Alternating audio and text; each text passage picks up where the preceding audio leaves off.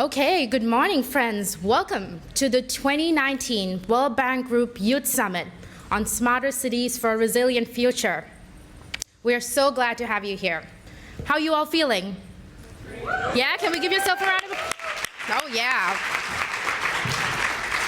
So I'm Noriana Fernando, and I'm going to be your MC for the next 2 days. I invite you to use me as a goalpost. Every time you see me come onto the podium, you'll know that a page has turned and a new chapter is beginning. Stop and ask yourself, what did I just learn? It's truly our pleasure to welcome you, whether you're here from across the street or have crossed borders and seas to be here. A special welcome to those of you tuning in online. I invite you all to follow the discussion using our hashtags WBG Youth Summit, Smart Cities, and Cities for All. We have a rich program of events for you on the horizon, and to set things in motion and introduce our opening speaker, I invite on stage the manager of the Youth Summit and the force behind everything you're seeing today, Gabrielle Williams.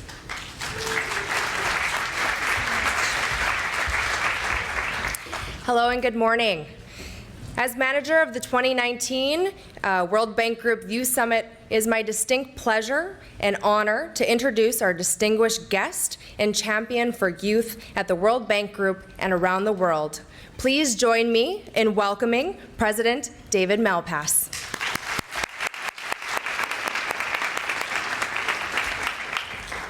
Thank you.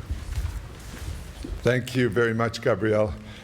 What a great group. Welcome, and it's a pleasure to join you this morning. I'm told that the Youth Summit is the largest annual gathering of youth at the World Bank Group. So welcome to you young women and men. I was with Jim Wilkinson, a former president of the World Bank, in New York in September for the UN General Assembly, and I asked him, so what advice can you give, what's your best advice? And he said, bring in young people. So I'm very happy to be here with you this morning. I guess we're live streaming globally, and so thank you all for taking the time for this event. It's a great way to harness the energy of people to achieve our twin goals, which, as you know, are immense. We're trying to reduce poverty, eliminate extreme poverty, and we're also trying to increase shared prosperity. Both of those are hard tasks. They're achievable, but they take lots of work, and especially lots of work for young people. From a development standpoint, it's a difficult world environment that we're in now. Global growth is slowing, and the investment levels in developing countries have been sluggish. We did a report last June, the Global Economic Prospects report, that showed and documented the slowdown in the investment in developing countries. And so that makes it hard to have young people with skills. It makes it hard to have entrepreneurism. It makes it hard to have cities that grow. Poverty is still running, we think, at 700 million people in extreme poverty. I remain optimistic that we can unlock the potential of people around the world, and they can add a powerful both voice, which you all do, but also the work and enthusiasm and entrepreneurship or new ideas, innovations that can help that can help move each country forward. We're committed to empowering young people, and you'll play a critical role in that as you go on with your lives, careers, and involvement. The topic of this year's summit is how to build smarter cities for a resilient future. It's an important topic because cities are places of opportunity. They're magnets for young people. It used to be in development theory, people talked about how do you make rural areas attractive for young people to stay in rural areas. That's proven hard. Young people want to be in bigger cities. They want to be engaged. And so we're now at the point where more than half the world lives in urban areas, and 90% of urban growth is taking place in developing countries. So by 2050, 2/3 of the world's population will live in cities. cities. So a major task for the World Bank is to have cities be as livable as possible. The growth brings challenges. By 2050, energy usage in cities is predicted to increase by 80% and water usage by 55%. So those of you that have been in difficult developing country cities know how important the water situation and electricity situations and the challenges are. In the last month, I've been traveling a lot. So I've been in Mexico City, in Beijing, in Delhi, in Islamabad, Karachi, and Riyadh, all of which have major water challenges that the World Bank is working on. Rapid urbanization is also worsening the exposure to disasters due to extreme weather events and climate change impacts. Cities are under pressure, and they'll continue to face a growing list of challenges, including congestion, pollution, and strains on housing, waste management, transport, healthcare, and education. So one of the things the bank tries to do is, in the sense of financial development, if you can have a municipality, a city, that is itself a funding vehicle, then if they develop a revenue stream from the services they provide to their people, that then is financeable. The world as a whole has a lot of assets under management that want to be deployed in municipalities around the world, but there needs to be the legal structure to create a vehicle so that you can finance the investment. So if you're thinking about wastewater treatment, those are expensive. People will finance it because it's so immediately valuable to the city that you're working in, but you have to have the structure to do that. China's made progress on that. We're trying to make, Brazil has made progress on that. We're trying to make a lot more progress in India because the needs there are so great. Another example, of course, is the importance of telecommunications and cellular phone technology and digital payment systems, all of which we think creates an avenue forward for people to enter into the economy. So as we think about, so we use the term connectivity. That used to mean roads, that used to mean telephones, and that would help people be connected, or it might mean schools in rural areas. But more and more, connectivity means access to a cell phone or to an internet. And so we have countries that have huge numbers of people who are connected, but don't yet have the apps, the applications that are most valuable to them. One of the most valuable applications is the ability to make payments digitally. Well, that comes with a structure, that comes with a central bank regulation that enables digital payments, and then once it's available, what we see is a huge volume of transactions occurring, and the cost of transactions going down to the point where poor people can enter the market with a digital payment transaction and then begin to add value right away. So it's a critical form of connectivity.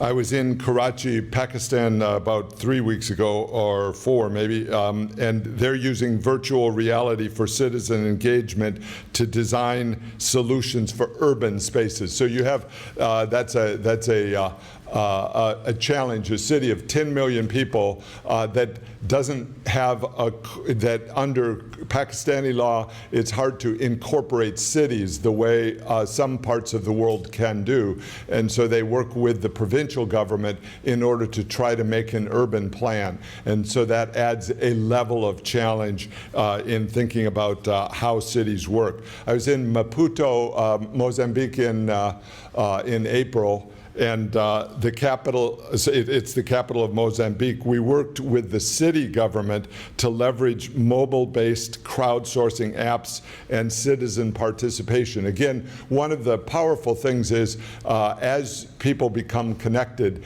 then they express opinions, and governments need to have a way to listen to those opinions, react, and innovate in order to keep progress going. In Mozambique, we helped the city enhance its waste collection services that generated better service in poor neighborhoods. So one of the things governments can do, and with help from the development community, is find ways to be responsive to the service needs that people most need in poor neighborhoods within large urban environments. You all probably know more than I do about, there's lots of theories now about clusters of activity, either services or goods provision within cities. And so as you think about the way people actually live in cities, they affiliate with, they're in clusters that become value-added engines for them to have jobs and gain skills. Okay, so what is a smart city anyway? You may wish to debate the question today among yourselves. So one of the things that's most helpful as the World Bank thinks about development is what are the highest priorities. You can't do everything on day one. So over the next 10 years, if you have a city that's growing very rapidly, what do you have to get right? What are you able to get right within the political environment? So I hope you'll debate that. Around the world, there are many definitions. What smart cities have in common is the ability to plan and manage urban functions effectively using data and digital technologies. Paul Romer has written about the importance of property rights for the city streets, that you have to stake out the streets. Otherwise, people will encroach, make narrower and narrower streets, and you'll soon be at the point where people can't pass from one neighborhood to the next. So having a clear priority on allowing urban streets to be passageways turns out to be important. Disruptive technology is an enabler of smart cities, but people need to stay in the driver's seat and have to be planners as they think about where their city is going to go. All smart city players, including citizens, city officials, local communities, private companies, NGOs, and academics, need to work together to create a sustainable ecosystem for people to, as I say, have education, skills, jobs, innovation, and of course security and environmental awareness, so that their city can grow in a livable way. Young entrepreneurs like you can play a dynamic role. You're all at the cutting edge of many of the new technologies that are being harnessed locally, so you can transform your cities into smart cities. As I said at the outset, we need your ideas and energy, and I encourage you to embrace the challenges we're facing. Help us come up with constructive, creative solutions in this increasingly urban world. Your voice is important. I look forward to hearing what you come up with at this year's summit. So best outcome for me from your visit will be 3 or 5 key ideas that either the World Bank could do differently or could do more of if you find things that we are doing in the right direction. I hope you'll take your time to learn here and use it to drive good development outcomes in your communities and for your own careers. The conversations you have here can pave the way for a better future for everyone. Thank you very much and welcome.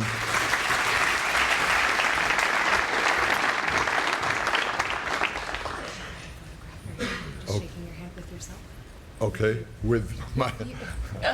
That's Thank you, sir. Okay.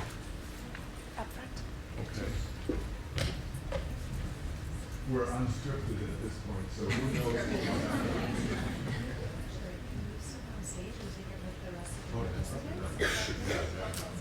Would you all like to be in a picture? Yes! You tell us where we should be situated. Thank you so much. Oh, now, say again? If we stand, it will come better. Stand up? Yeah. Well, then let's all stand up. Thanks all for being here. Look at, yes. Woo! He's not ready, okay. All together, oh, perfect.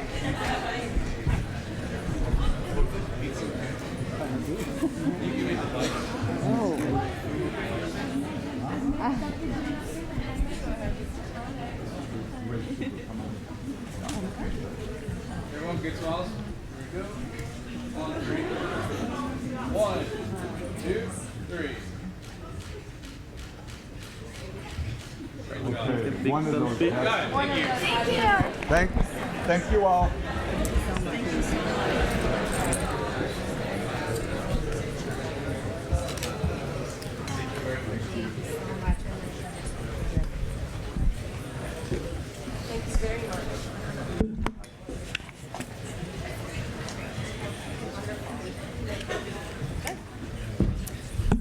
All right, thank you all so much. Maybe even though he's still within earshot, if we could give one more round of applause to President David Malpass. Okay, good morning. As Noriana stated, my name is Gabrielle Williams. I'm the manager for this year's World Bank Group Youth Summit. It is truly an honor to finally be standing here in front of such an inspiring group of young change makers from all across the world. This has been months in the making, and on behalf of the Youth Summit Organizing Committee, I welcome you all. As President Malpass noted, the Youth Summit is the largest annual gathering of youth here at the World Bank.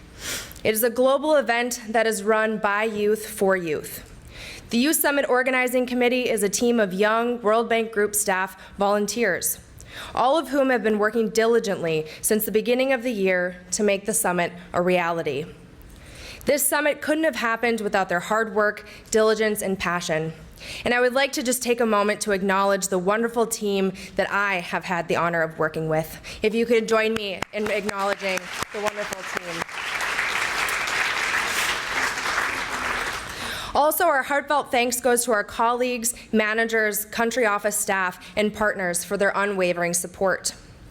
We have been fueled by this exact moment. To be surrounded by and engaged with hundreds of youth here in Washington, D.C., and the thousands who join us online through our live stream, which this year we are humbled to be able to extend our reach by streaming in English, Arabic, French, and Spanish. During the months leading up to the summit, through our engagement with delegates, and particularly reading over 3,000 applications from you, the young changemakers, representing over 120 countries, unprecedented for the summit. We feel as though we have gotten to know each of you personally through the stories that you have shared, the initiatives you are implementing, and the accomplishments you have and are still working towards achieving. We sincerely thank you for investing your time in this experience. We thank you for your willingness to share your experiences and expertise with us and those who you will meet as we embark on this two-day journey together. One of the most powerful aspects of the Youth Summit is that we will all get to know one another beyond a superficial level. You will get to know one another's passions and dreams and how you and they have brought those to life and have used them to strategize, implement, and effect real change in your communities. As a testament to the volume and caliber of ideas that are generated from Youth Summit delegates, I still recall and talk about fondly, probably too much, if you will, about a meaningful moment that impacted and inspired me to be manager for this year's summit. During last year's Youth Summit program, delegates in the audience were invited to come on stage and were asked in 1 minute to describe the initiatives that they were working on to tackle complex challenges faced by their communities. Before we even finished the call for volunteers to come on stage, every single person in the audience stood up, formed a line. The line went out this door, out the back door, like probably to the Washington Monument. Everyone was ready to go. You wanted to have your voices heard. You were ready. You were energized. This was about you showing the world what you were doing. It was a truly historic moment in Youth Summit history. You spoke and we listened. And so this year, we pushed the frontier of our thinking about how to further harness this energy and talent. We have made the summit more interactive, providing a greater platform for you, the youth, to further build on your ideas and experiences, to co-create and innovate solutions to some of the most pressing issues facing our generation and generations to come. We are therefore delighted to introduce our new action-based learning component this year called the Smart City Solutions Case Challenge. This component is putting you, the delegates, at the core of the program. This is the real reason that we have all gathered here today, to empower youth to explore innovative ideas, tackling development challenges, providing youth with tools to build and engage in impactful projects, and giving you a seat at the decision-making table.